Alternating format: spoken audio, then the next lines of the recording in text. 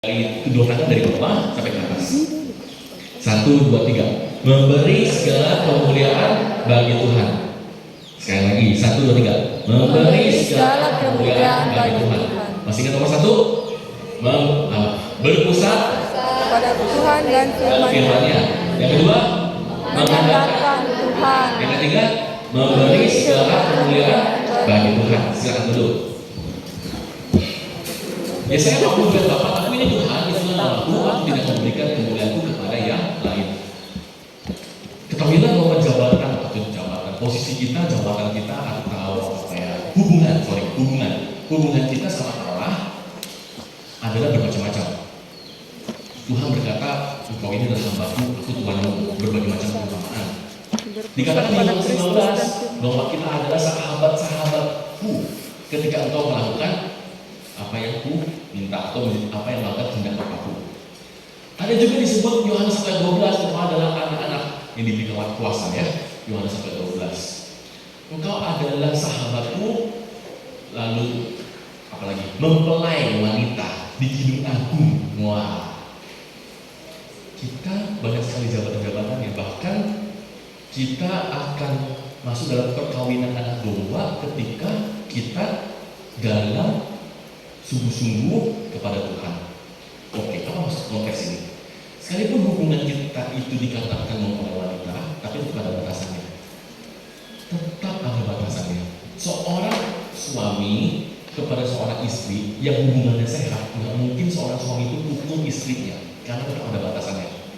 Seorang istri nggak mungkin bisa jambak suaminya keras-keras sampai terluka, tusuk. Itu semua udah ranah limitasi dan udah ada undang-undangnya. Apa yang ingin saya ingin ceritakan? Hubungan kita sama Tuhan seerat-eratnya atau sedalam-dalamnya pasti ada batasannya. Batasannya apa? Aku ini Tuhan, itu anakku. Aku tidak memberikan kemuliaanku kepada yang lain. Dengan kata lain, aku ini Tuhan, engkau itu manusia. Aku ini Tuhan, ini batasannya. Jangan curi kemuliaanku. Jangan kasih kemuliaanku kepada yang lain. Kalau you mau main-main sama aku boleh, tapi untuk urusan perkara satu ini jangan main-main. Seorang ayah dan anak seromantis-romantisnya hubungan ayah dan anak, takkan pernah diperbolehkan anak pukul kepala bapaknya sampai kapanpun, karena tetap ada batasannya. Begitu juga antara kita dengan Allah. Inilah batasannya, memberi kemuliaan kepada orang lain, memberi kemuliaan kepada apa? Diri sendiri. Karena tujuan utama kita sebagai manusia adalah untuk melayani dan memuliakan Tuhan. Sama-sama kita bilang, friend, mari kita melayani Tuhan. Mari kita melayani Tuhan. Sebenarnya lagi, friend, seperti ini. Mari kita memuliakan Tuhan. Mari kita Memberi kemuliaan buat diri sendiri itu adalah tindakan sombong rohani. Itu mencuri kemuliaan Tuhan. Tapi di satu sisi mata koin yang sama, orang seringkali bisa mendeteksi kesombongan. Tapi orang-orang kadang-kadang lupa sama satu hal yang ini juga. Namanya apa? Minder. Sombong terbalik. Dia boleh sombong, tapi kemudian sebenarnya asal-asalnya karena dia minder dulu-dulunya. Pahami ini. Orang yang sombong, orang yang minder sama-sama mencuri kemuliaan Tuhan. Saya akan jelaskan kenapa sedikit ya. Orang yang sombong, contoh ya, Anda dipercaya menjadi worship leader, Anda penyanyi, Anda nyanyi, ho, gitu ya. Lalu kemudian terima kasih ya. Ya, Anda worship leader kan? Bukan. Ya, satu pengalaman. Hebat ya, worship leader ya, luar biasa ya. Contoh ya. Terus kakak namanya siapa? Kesha bilang, ya iyalah. Orang Palu kan yang pintar-pintar nyanyi kayak saya yang mau hebat lah saya kan latihan terus menerus, makanya saya suaranya bagus, bisa pas gitu. Nah, itu sombong rohani. Enggak, bukan Kesha yang di sini, bukan Kesha yang di sono. Lalu ada orang lain, misalnya contoh ibu ya, siapa namanya ibu? Cika Skolastika. Bukan ya. Oke. Jika diminta untuk menjadi ketua panitia Natal, mau Bu? Oh mau ya. Tapi Orang bilang, seringkali bilang gini, jangan saya nggak bisa. Bu, minta ya Bu, tolong menjadi bendahara. Jangan saya, jangan. Orang lain aja. Ini aku, ini Cika, utuslah Kesha.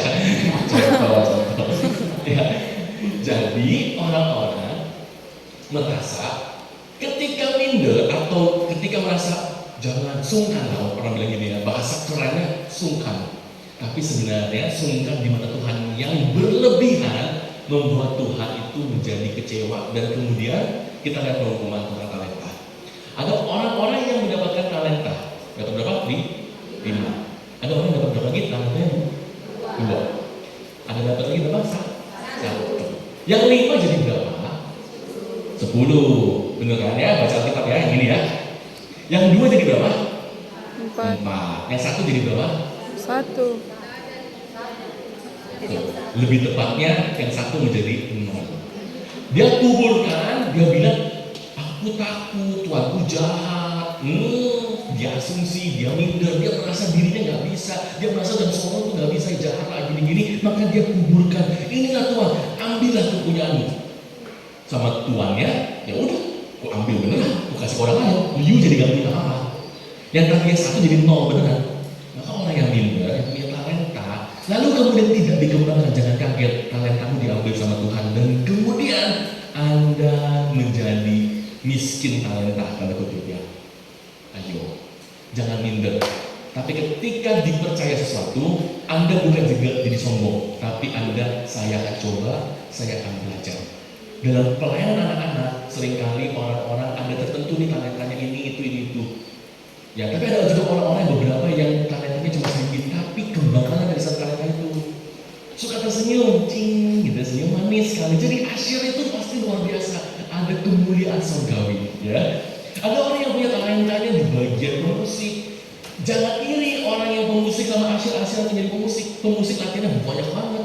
Orang yang asyir lebih ringan ya kerjaannya.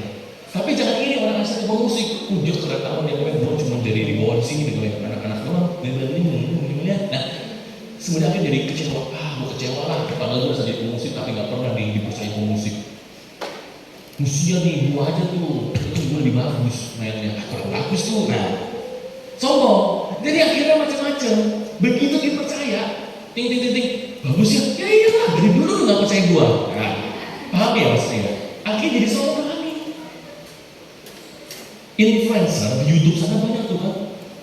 Oh ya, yang sekarang ke TikTok ya, nunjukin flexing rumah dia yang bagus itu lah, mobil dia sekarang inilah. Orang dari luar kota sana, di kota tuh, yang di Jakarta, seringkali ngutang untuk beli iPhone, ngutang beli mobil, supaya pulang kampung terlihat berhasil. Padahal ngutang. Jadi dianggapnya berhasil, padahal saya ngutang. Tapi ada orang yang beruntung dia berhasil, akhirnya dia merasa nih, gue hebat nih, gue bisa gini. Asalnya kenapa? Sombong terlalu minder. Begitu dikasih kepercayaan, berkat, jabatan, dan segala sebagainya, dia akan berubah sekejap menjadi orang yang sombong. Dan dua-duanya sama-sama mencuri kemuliaan Tuhan dan dianggap menjadi kejahatan yang paling serius di hadapan Tuhan. Coba gini ya, kita bilang nih, friend, mari kita melayani Tuhan dengan sungguh-sungguh. Friend, nanti mau ya, kalau disuruh-suruh. Kalau disuruh ini, diminta itu, jangan lagi nolak ya. Iya. Nomor 4, kesatuan.